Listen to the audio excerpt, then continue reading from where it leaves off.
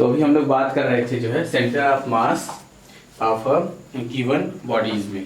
तो अभी नंबर था किसका, centre of mass of hemispherical shell of radius are.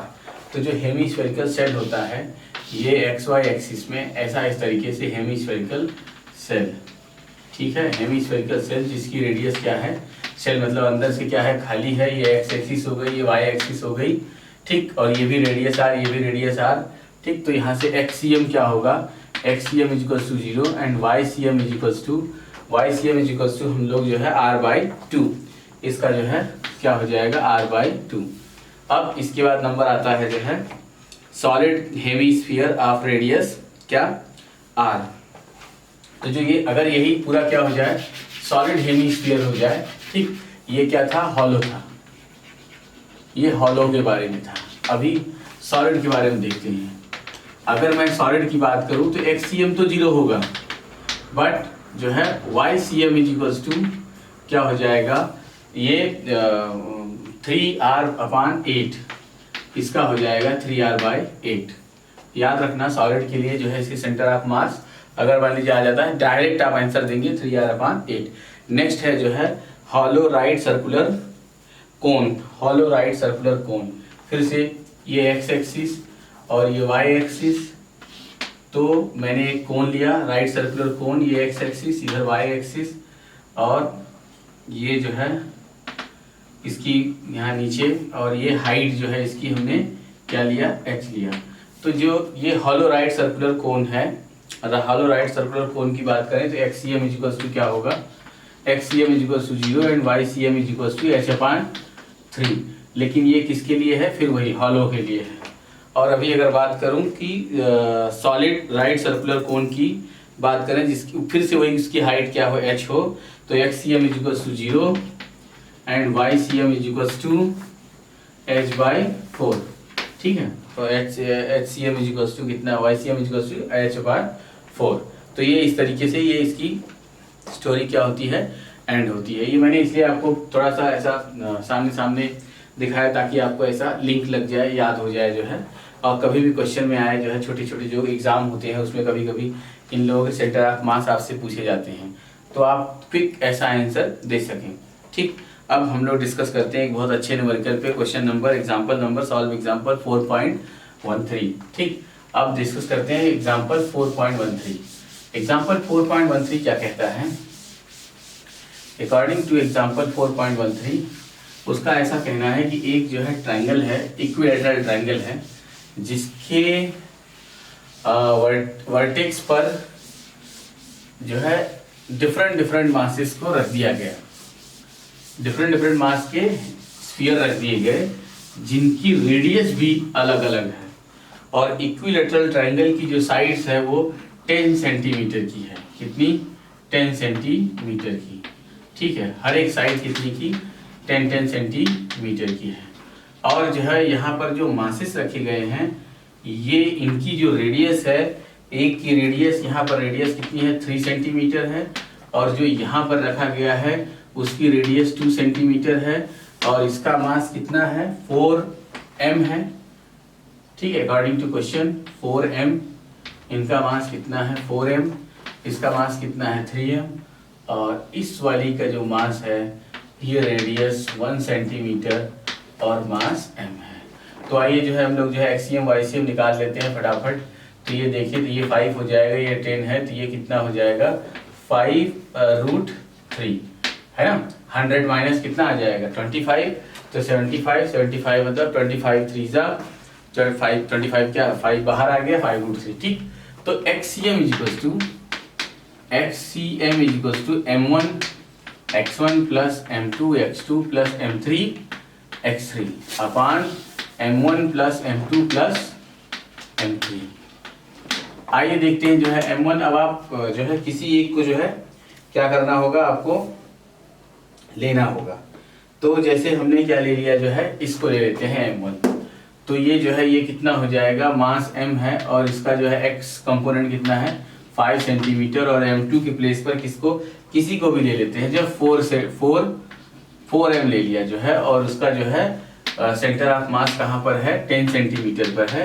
और जो है ये 3m इसको लिया, इसका सेंटर ऑफ मास अगर मैंने यहीं पर ओरिजिन रखा हुआ है तो ये किस पर आ जाएगा, 0 हो जाएगा। ठीक है, अच्छा इसका मास क्या है, 9m है। ठीक है, तो ये हो जाएगा 9m इंटू 0।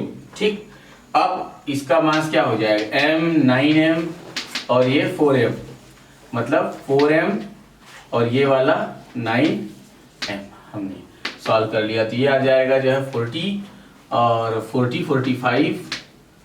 45 अपान कितना, ये 14 और m से m, ये भी m अपान m कैंसिल हो गया, तो ये आ गया 45/14 क्या, centimetre.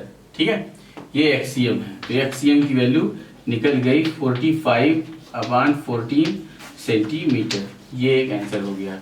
Similarly YCM is equals to, YCM की बात करूं तो ये फिर से m1y1 plus m2y2 plus m3y3 upon m1 plus m2 plus m3, ऐसा ये लेते हैं। अब बात करते हैं मास m1 की, तो मास m1 कितना है, ये m है और y कोऑर्डिनेट इसका कितना 5√3 है। m2 मतलब कितना, हमने वहाँ क्या लिया था, m2 4m लिया था, तो ये 4m हो गया और इसका y कोऑर्डिनेट क्या होगा 0, और जो है 9m लेते हैं, इसका y कोऑर्डिनेट 0 और नीचे कितना हो जाएगा 14 ऑफ m।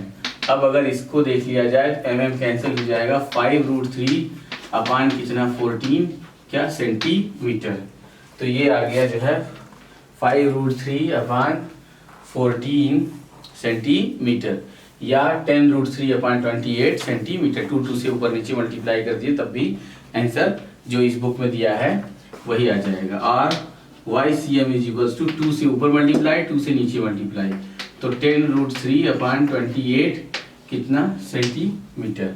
ठीक है, ये यहाँ से जो है आपका ये जो है सेकेंड YCM निकल गया।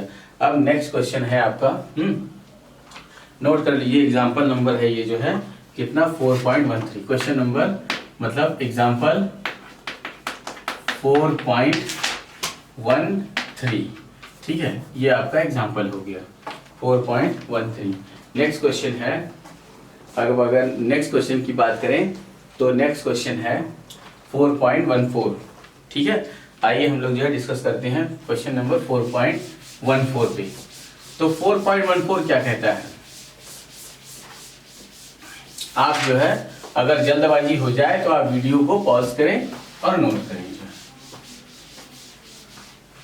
अगर मैंने बहुत ज़्यादा टाइम दे दिया ऐसा नोट करने के लिए, क्योंकि मैं इन वीडियो को एडिटिंग नहीं कर रहा हूँ, बिल्कुल डायरेक्ट आपके सामने एज इट इज आपके सामने होगा, तो ये वीडियो बहुत लंबा हो जाएगा, तो इसीलिए थोड़ी सी जो है। अब नेक्स्ट क्वेश्चन है, a hole of radius r is cut from a uniform disk of radius 2r, center of the hole is at a distance smaller from the center of the disk, locate center of mass of remaining part of the disk। बहुत अच्छा question है। इसने जो है एक disc दिया जिसकी उसने रेडियस बताई कि इसकी रेडियस कितनी है 2r है, और एक r रेडियस के डिस्क यहां से ऐसा कट करता है। ठीक है, अब ये है एग्जाम्पल 4.14, बहुत अच्छा सवाल। ठीक है, ऐसा इसने खुद ही डायग्राम दे रखा है और हम लोग जो है इसका मास निकाल लेते हैं। अगर इसका मास इसने कह रहा है कि अच्छा तो निकालते हैं इसका सेंटर ऑफ मास। चलिए, हम लोगों ने ऐसा इमेजिन कर लिया कि इस पूरे सिस्टम को हमने जो है कहाँ रख दिया, किधर, ये इसके सेंटर पहला जो, अगर ये जब पूरा था तब इसका सेंटर ऑफ मास जहाँ था इसको मैंने ओरिजिन पे रख दिया।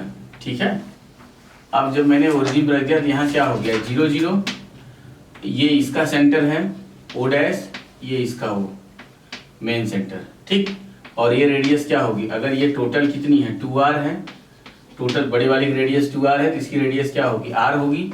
ठीक है, तो आइए, बहुत ही आसान क्वेश्चन है, हम लोग इसको भी देख लेते हैं। एक्सीएम इज इक्वल्स टू, अगर ये डिस्क है और मैंने उसके सेंटर को कहाँ रख दिया, ओरिजिन पे, तो ये एक्स एक्सिस और ये वाई एक्सिस, तो इसका मतलब एक्सीएम ही आएगा।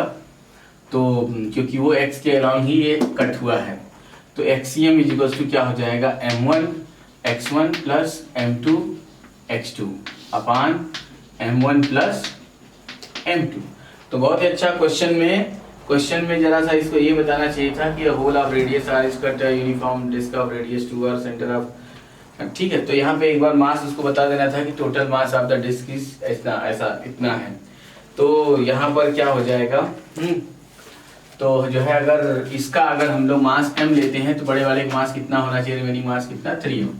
तो ये कितना हो जाएगा 3m इंटू इसकी जो रेडियस है, इसकी रेडियस कितनी ले लेंगे हम लोग, जो है इसकी रेडियस जो है क्या कुछ तो भी ऐसा इमेजिन करते हैं कि सेंटर ऑफ मास बड़े वाले का जो है सेंटर ऑफ मास से ये कुछ तो भी ऐसा x डिस्टेंस पर इधर आएगा जो है, ठीक है। तो मैंने कहा 3m into x plus m2, उसका मास क्या है m और उसकी रेडियस कितनी है ओरिजिन से r, अपान कितना हो गया 3m प्लस m, ये कितना हो गया 4m, और ये xcm सिंस यहाँ पे xcm is equals to 0, ycm is, अच्छा ycm तो हमने किया ही नहीं, मतलब xcm मतलब x पर किधर वो डिस्प्लेस होगा, अगर वो x एक्सिस पर ही आ जाता है तो y पे जाने की जरूरत ही नहीं है, ycm ऑलरेडी क्या आएगा, पहले इनिशियली क्या था xcm ycm क्या था, 0 था, तो ये क्या हो गया 0, ये चला गया इधर, देयरफॉर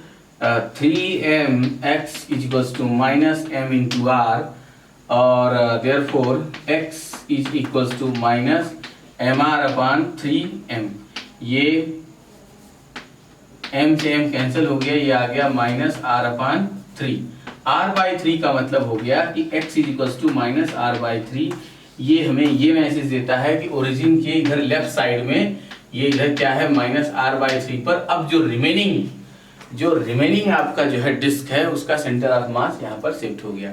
ओके, अगर हमने पूरे जो होल डिस्क था उसमें से r रेडियस की डिस्क इस तरह से कट करके निकाल ली जो है, तो ये जो है इतना हो जाएगा, ठीक है। ये अपना जो है ये क्वेश्चन था, इसका एक मेथड और है, आप उसको भी पढ़ेंगे, बहुत ही आसान है, वो भी आपकी समझ में आ जाएगा, ठीक है।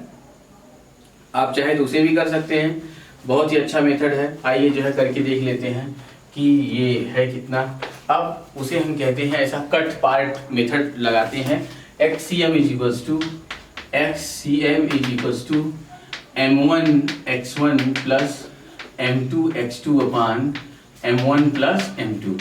लेकिन यहाँ पे जो ये मेथड है, यहाँ पे मेथड क्या है कि जो मास कट करके निकाल दिया गया वो वहाँ क्या है, एब्सेंट है, तो वहाँ मास नहीं है, तो उसकी जगह पे हम क्या उतना माइनस लगाते हैं।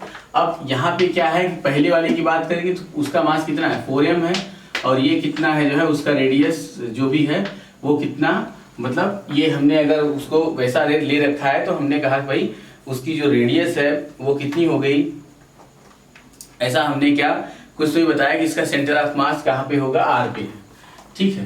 तो ये मैंने ऐसा कुछ तो भी इसका सेंटर ऑफ मास ऐसा r मान दिया, और m2 का मास क्या है माइनस m क्या हुआ, इसमें से कट करके निकाल दिया गया, और ये x2 उसका रेडियस r है, ठीक है, अपान कितना, ये फिर से 4m माइनस कितना m, ठीक है। आप देख रहे होंगे ये कितना हो गया 4m माइनस m, तो ये यहाँ से आपका आ जाएगा ये मतलब ये जो r है एक्चुअली इस r की जो वैल्यू है यहाँ पर, ये r की वैल्यू कितनी है 2r है, ठीक है। तो ये यहाँ से कितना हो गया 2r, तो ये कितना हो जाएगा, आप देखें यहाँ से कि 8mr माइनस mr अपान कितना 3m। अच्छा, हमें तो आंसर कितना लाना था, तो यहाँ से ये कितना हो रहा है, मतलब कि हमने उसका जो रेडियस ले लिया जो है, अच्छा RCM तो हमने इसको किस पे रख दिया है जो है सेंटर ऑफ मास पे, तो ये क्या हो गया, मतलब कि एक्चुअली यहाँ पे जो है जो कंडीशन है वो किसकी कंडीशन है कि अगर हम लोग जो है पहले वाले का जो है अगर हम लोग क्या निकाल दें मास, ये जो है पोजीशन बता दें, ठीक। तो यहाँ से हम लोग ले लेते हैं कि जो ये मतलब RCM है इसका सेंटर ऑफ मास कहाँ है पहले वाले का, तो रेडियस नहीं रखना है, उसका पोजीशन ऑफ सेंटर ऑफ मास कहाँ है, तो वो पहले से कहाँ है, ये जो वेक्टर आर है, एक लाइन और लेते हैं जो है, थोड़ा सा क्वेश्चन घूम गया, उसको घूमने नहीं देते हैं। तो 4 इंटू आर, सिंस पहले से आर कहाँ पर है, 0 पर है, तो ये एक्सीएम इज इक्वल्स टू हो जाएगा 4m into 0 minus M R upon कितना 3m हो गया, और ये बन गया एम आर अपान कितना 3m, एन से एम कट गया, तो एक्सीएम इज इक्वल्स टू क्या आ गया माइनस r बाई 3। ठीक है ना, आपको यहाँ ये ध्यान रखना है कि जो इनकी जो एक्चुअल मतलब 4m जो मास है उसका सेंटर ऑफ मास पहले कहाँ था, तो वो उसका सेंटर ऑफ मास कहाँ था, ओरिजिन, हमने वहीं पे ओरिजिन ले लिया, तो 0 पे है। ठीक, अभी जो रिमेनिंग आने वाला है, अब उसका हमने ऐसा r मान लिया जो है। ठीक, जो सेकंड वाले का जो है सेंटर ऑफ मास कहाँ है, तो ये इस तरीके से जो है इसका सेंटर ऑफ मास आ गया जो है। ठीक है, तो ये जो है हो गया, क्योंकि वो जो है x यहाँ पे x1 और x2 जो है पोजीशन ऑफ सेंटर्स बताते हैं। ठीक है ना, पोजीशन ऑफ सेंटर्स जो है। नेक्स्ट क्वेश्चन है आपका, अच्छा ये हो गया। अभी है velocity of centre of mass. Next heading is velocity of centre of mass. फटाफट नोट करें, velocity of centre of mass.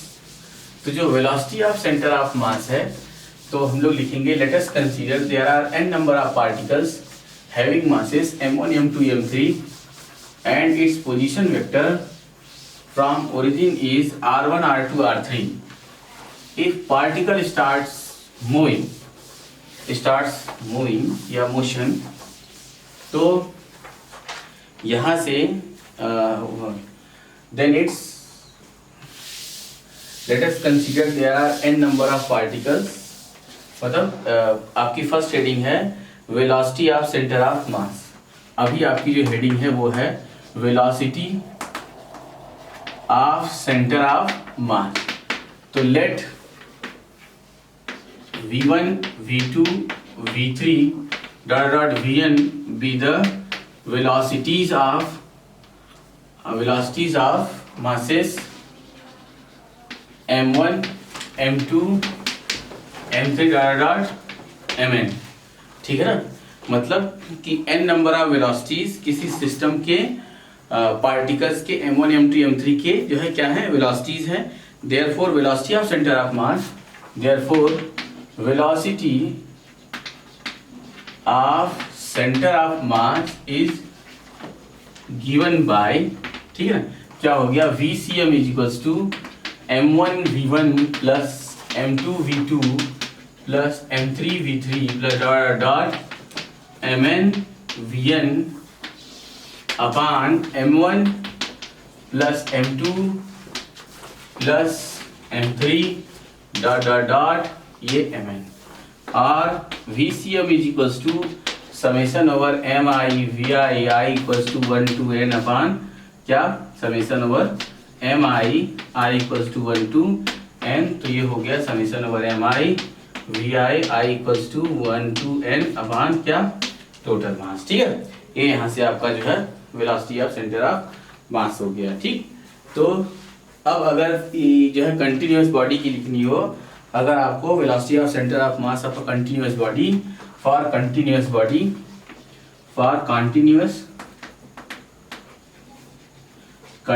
Body VCM is equals to integration over क्या हो जाएगा, V dm अपान m।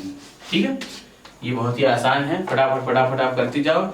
नेक्स्ट है acceleration of centre of mass, acceleration of centre of मास। ठीक है, note कीजिए इसको। नेक्स्ट है आपका acceleration of centre of mass. तो जो acceleration of centre of mass है, यहाँ से हम लोग जो है नई हेडिंग बनाते हैं, acceleration of centre of mass.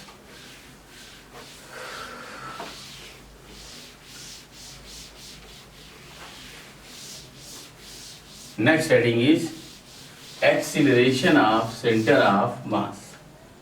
Next heading is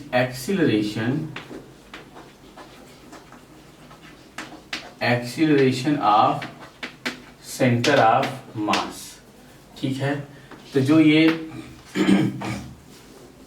acceleration of centre of mass है, ये क्या हो जाएगा, अगर हम लोग इसको देखिए जो है कि एक्सेलरेशन ऑफ सेंटर ऑफ मास क्या है, तो फिर से वही कि late us consider a1 a2 a3 dot dot an be the acceleration of systems of particles m1 m2 m3 dot mn, then its acceleration of center of mass is given by, ठीक है ना। तो आइए जो है देख लेते हैं, आपको ऐसा लिखना होगा let us consider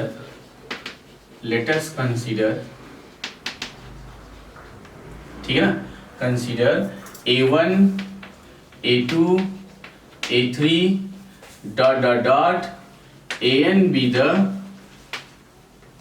accelerations of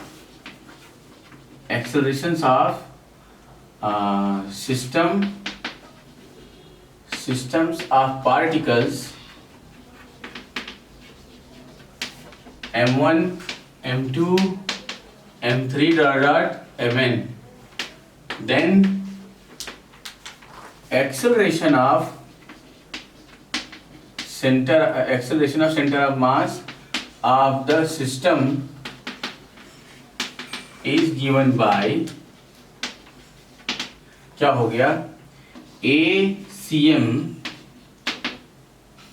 या ACM इज इक्वल्स टू, तो M1 A1 या ऐसा वेक्टर भी लिया तो कोई फर्क नहीं पड़ता, M1 A1 plus M2 A2 plus M3 A3 plus dot dot dot MN AN upon M1 plus M2 plus M3 plus dot dot dot MN। Okay, अब आपको ये जो है इसको थोड़ा सा मैथमेटिकल समेशन फॉर्मेट में लिखना है, तो आइए हम लोग जो है इसको नोट करते हैं, समेशन फॉर्मेट में समेशन लगा देते हैं, ठीक है।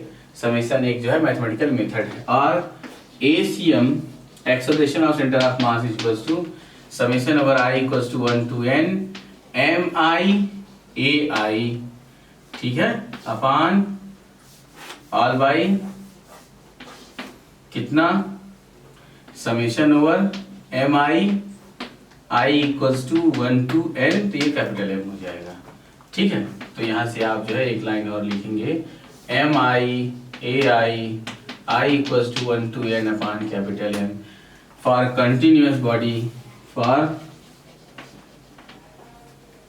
Continuous body ACM is equals to क्या हो जाएगा, इंटीग्रेशन ओवर क्या ADM अपान M, ठीक है, ये हो गया ADM अपान M, ठीक है। तो यहाँ से आपको ये भी बात समझ में आ गई। अब अगर मैं बात करूँ तो इसमें सेंटर ऑफ मास के characteristics of centre of masses है, ये आप एक एक करके पढ़ें। इसने जो है कितने 16 जो है करेक्टर बताए हुए हैं, आप 16 के 16 को जो है इसे बुक से रीड कीजिए, बहुत ही अच्छा आपको एक एक लाइन समझ में आएगा। ओके, हाँ आप ये नोट कर लीजिए।